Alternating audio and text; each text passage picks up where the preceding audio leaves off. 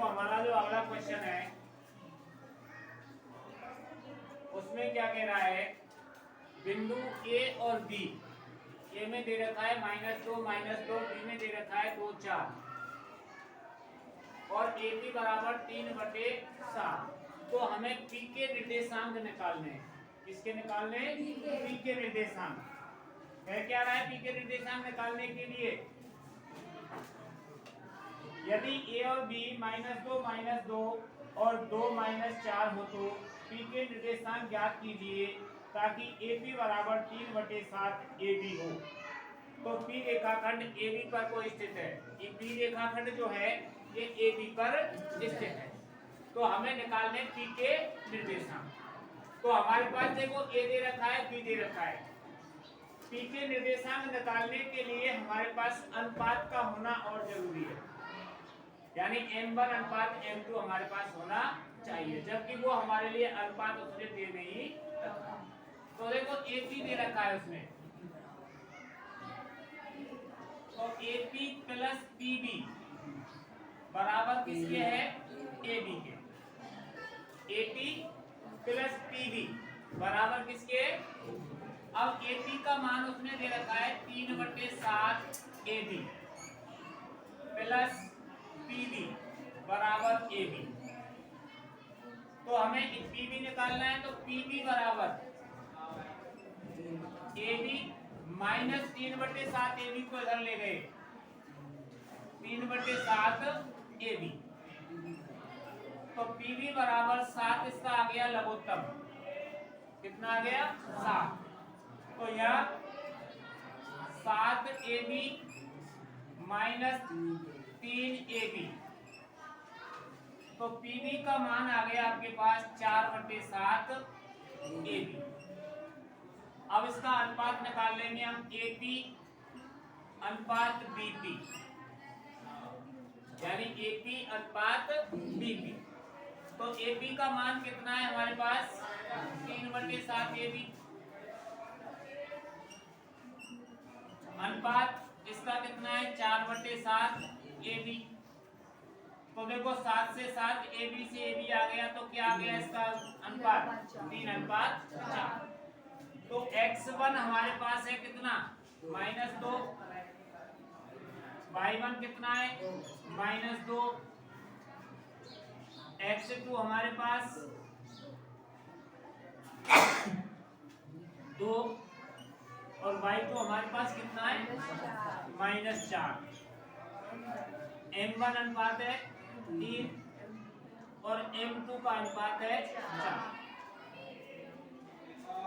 अब हमें निकालना क्या है? x और y के मान।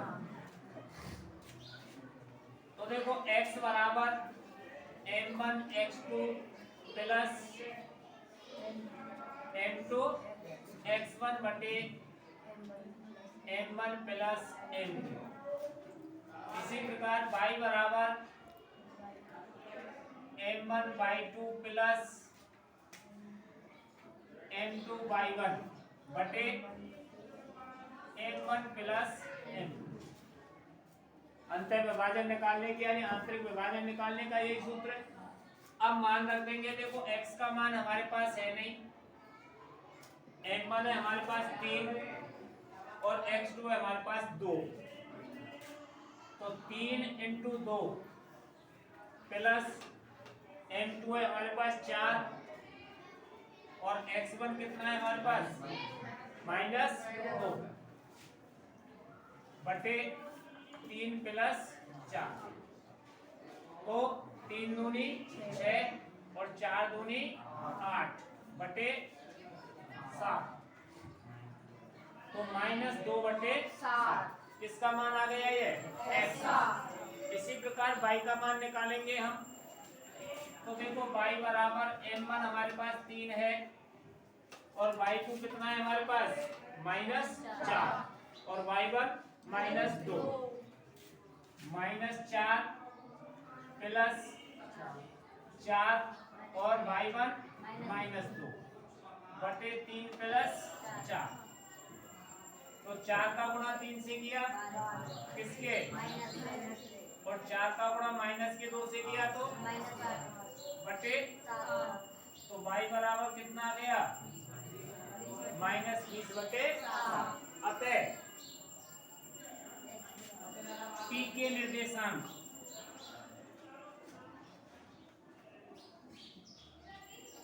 -2/7 और -20/7।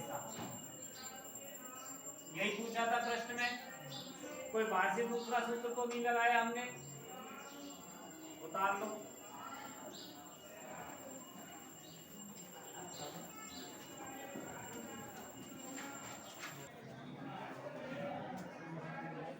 अब देखो नेक्स्ट क्वेश्चन में क्या कह रहा है, बिंदुओं ए और बी को, बिंदुओं ए में दे रखा है -2 और 2, बी में दे रखा है 2 और 8 को मिलाने वाला रेखाखंड को 4 भागों में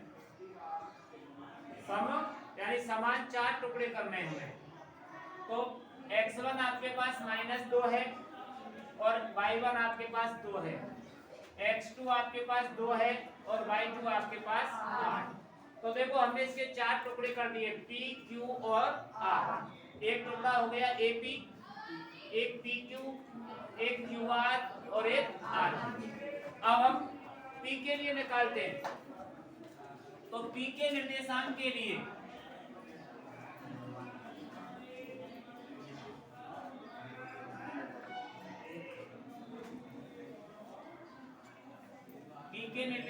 लिए अनुपात, तो क्या आ जाएगा, देखो P से इधर एक हिस्सा है और इधर कितने हिस्से, तो 1:3। तो M1 यहाँ हो जाएगा 1 और M2 हो जाएगा 3। तो इसके P के निर्देशांक किसके निकालने हैं हमें, तो x बराबर M1 x2 plus M2 x1 बटे M1 प्लस M2, और y के निर्देशांक के लिए M1 y2 plus M2 y1 बटे M1 प्लस M2। अब M1 हमारे पास कितना है, 1 और x2 2 प्लस M2 3 और x1 -2 बटे 1 प्लस 3।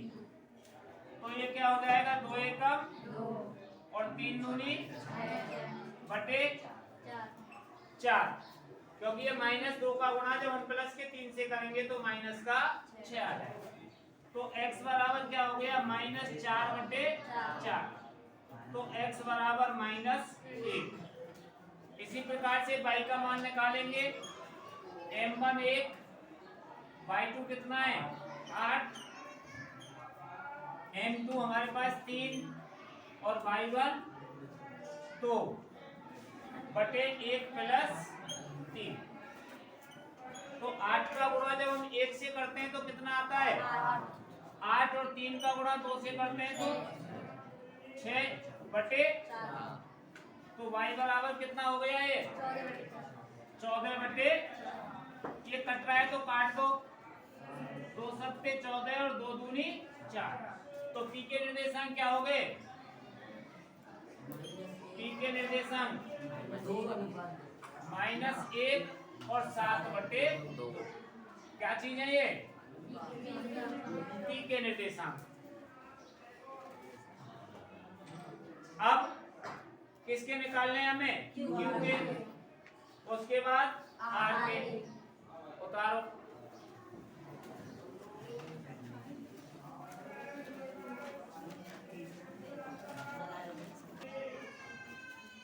अब देखो Q के निर्देशांक के लिए अनुपात,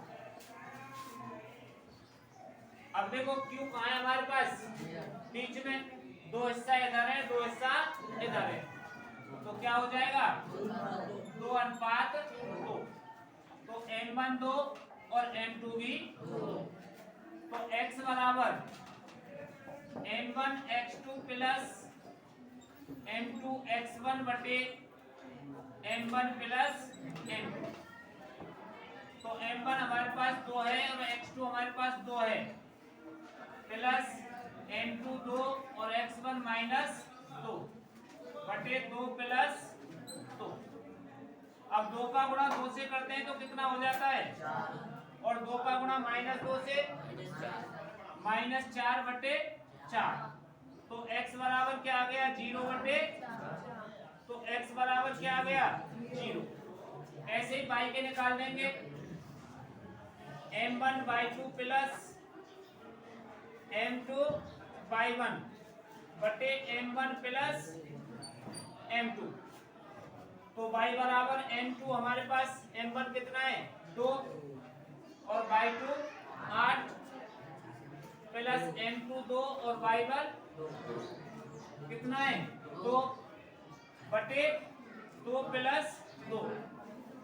तो 8 दूनी 16 प्लस 4 बटे कितना आएगा 4। तो y बराबर 20 बटे, और 4 का भाग y में चला जाता है कितनी बार, 20 में 5 बार। अतः q के निर्देशांक क्या आ गए, 0 और 5। वो एक फॉर्मूला था, दूसरा था इसमें। अब इसके बाद किसके निकालने हमें, r के। उसके लिए अनुपात क्या हो जाएगा, अब देखो r के निर्देशांक के लिए अनुपात क्या हो जाएगा, r कहाँ है हमारा, ये रहा। इधर कितने हिस्से हैं, 3, इधर कितना है 1, तो इसका अनुपात क्या हो गया, तो m1 3 और m2 1।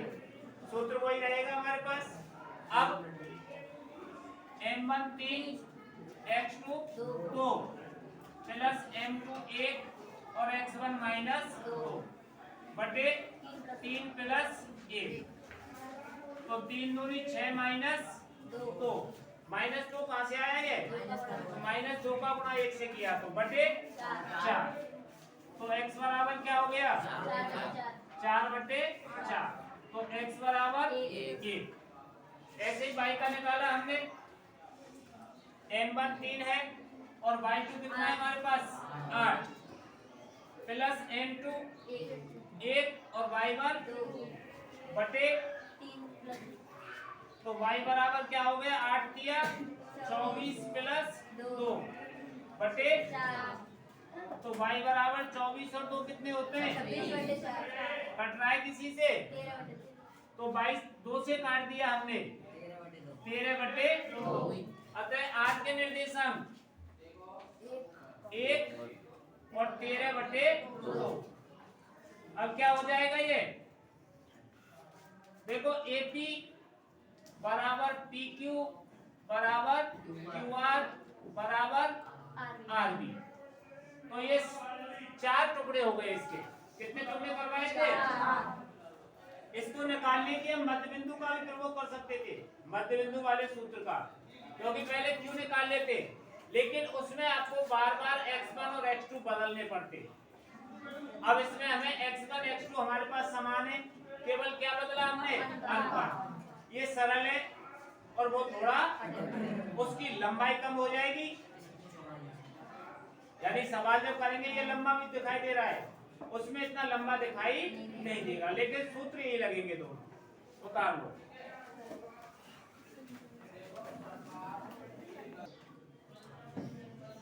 अब देखो नेक्स्ट जो क्वेश्चन है आपका, उसमें क्या कह रहा है, ABCD एक समचतुर्भुज के शीर्ष हैं, ABCD एक समचतुर्भुज के शीर्ष हैं, तो उसका क्षेत्रफल ज्ञात करना है। तो समचतुर्भुज का क्षेत्रफल क्या होता है,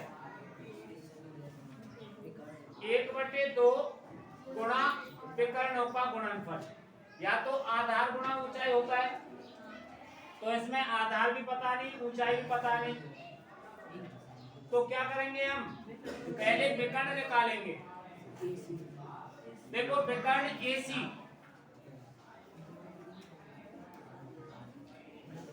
AC बराबर x2 माइनस x1 का square plus y2 minus y1 का स्क्वायर। कौन सा सूत्र है ये, दो बिंदुओं के बीच की दूरी का, क्योंकि हमें ए से सी तक की लंबाई निकालनी है, तो ए सी के बीच की दूरी निकालेंगे। अब x2 कौन सा है ये, ए सी, तो सी में होगा x2 माइनस 1 और x1 किस में होगा, ए में, -3 का स्क्वायर प्लस बाई 2 4 -0 का स्क्वायर।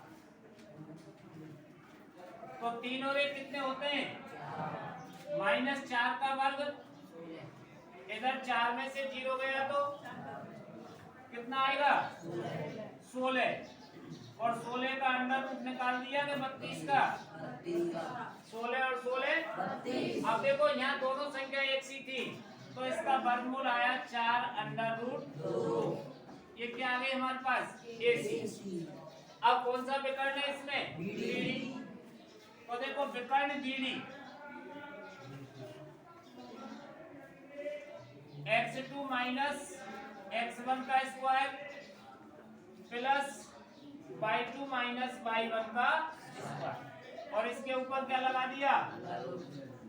अब x2 हमारे पास b d, तो d में आएगा तो -2 और -4, -4, ये प्लस का है, सूत्र में माइनस है इसलिए -4 आएगा। इधर प्लस बाई 2 -1 और ये -5, क्योंकि सूत्र में माइनस है इसलिए माइनस आएगा, क्योंकि यहाँ प्लस का है लेकिन यहाँ क्या है, तो -5 ही रहेगा कि प्लस का हो जाएगा। अब 4 और 2 कितने हो गए, -6 और -6 का वर्ग या 36 प्लस यहाँ भी क्या आ गया, 36, तो जोड़ने पर कितना आएगा ये 72, और इसका वर्गमूल आ जाएगा 6 अंडर रूट 2। ये किसकी आ गई, अब हमें निकालना क्या है, समचतुर्भुज।